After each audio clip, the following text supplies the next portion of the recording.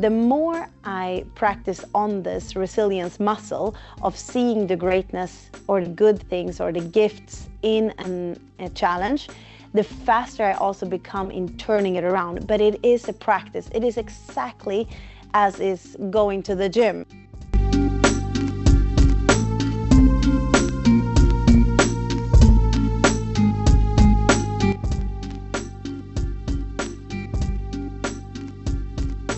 So professional golf really taught me that focus is incredibly important in order to perform on the course, but also in order to perform before you go on the course, because the preparations before is incredibly important in order to stay aligned with your plan, but also in order to feel secure and trusting the progress going forward.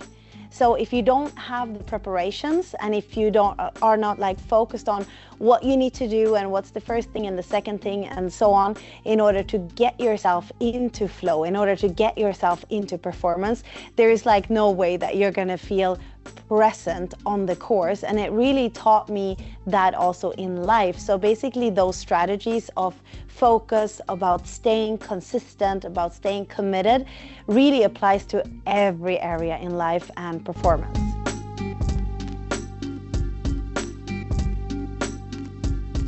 So it was really when I was met with my big adversity of having to lose my leg in order to survive the life-threatening cancer that I was diagnosed with, that I realized what are important, like going forward.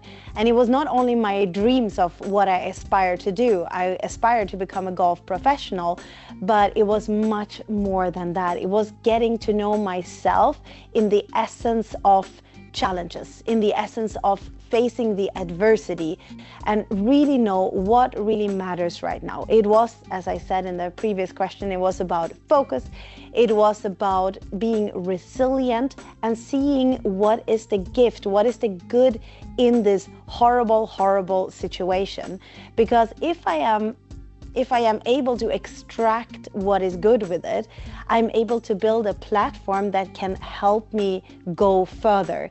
And that is with everything, with every challenge that we meet. If we're able to turn the perspective, not to really flush away everything that might be feeling tricky or might be feeling problematic, but if we're able to really extract what is the greatness in this and focus on that, we can build a foundation for excelling further. And that is what I did. It was not about that I was losing a leg, it was about the leg I still had. And if I still have one leg, and if I still have that spirit to go on in life, which I had, and I found myself feeling very happy about life, it was not the adversity that catapulted me forward, but it was a combination of the focus and the resilience.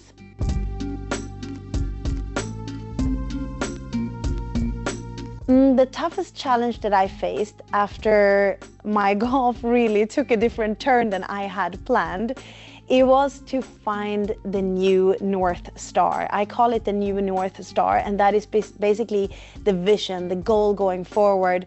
And it was not necessarily that I had to leave golf behind. I could have continued with golf, which I did. I continued playing professional golf 5 years after I lost my leg, and I made it back to the course. I retrieved my professional golf license, and I realized through that journey that I wanted to do something completely else, and that was to become a speaker.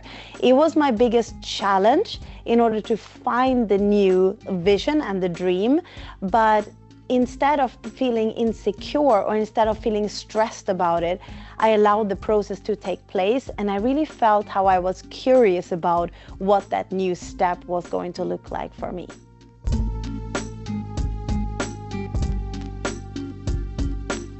Probably the biggest myth people believe about resilience is that you have to shut away everything that is negative and really just focus on the good things. But that is not what resilience is about. Resilience is about embracing the situation as it is, and using that as a new platform for going further, and really being able to turn the perspective around.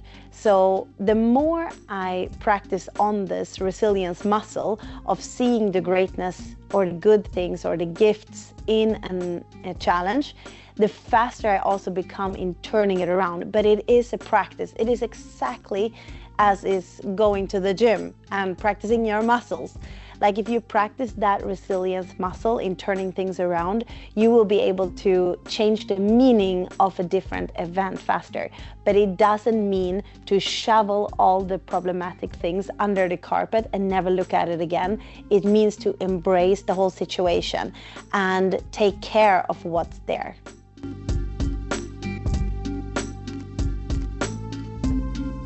I guess that fear and doubt, from my view and how I see it, stops a lot of people because they come up from either previous experiences of having tried something over and over again, but maybe in their eyes failed. But failing is just information that we can use, and if we really look at it as feedback and change some things, we can always find a way and clues to see, okay, this is working better, this is maybe a success key. And some things we need to try over and over and over again from different angles to really find our keys and the ways and the strategies that really can catapult us forward. But fear comes in as a reminder, and we can also see it as a friendly reminder, because what does fear and doubt really wants to do? It wants us to protect us from previous disappointment, fear, mistakes. But it's actually, like, in a way, a caring voice, if we choose to see it like that, that can also help us look at, okay, what did we try in the past? What are we going to try in the future? So it's the difference in how you look at fear and doubt. Of course, it can feel like something that is really straining you from going further and holding you back, but it is just information attached with a very strong feeling, maybe, depending on what the experience has been in the past. But it can also be that somebody told you, you're never going to achieve that. You're too young, you're too old, and you have doubts and fear about, because somebody, maybe a mentor, somebody you looked up to, said those words to you. They really affected you, so that you have that as a belief going into a new project where you're not sure, am I going to make this or not? And that's when fear and doubt can come up. But really, to remember here, it is an assumption that we borrowed from somebody else. So it can be an experience from the past that keeps reminding us, or it can be something that we, by mistake, adopted from somebody else.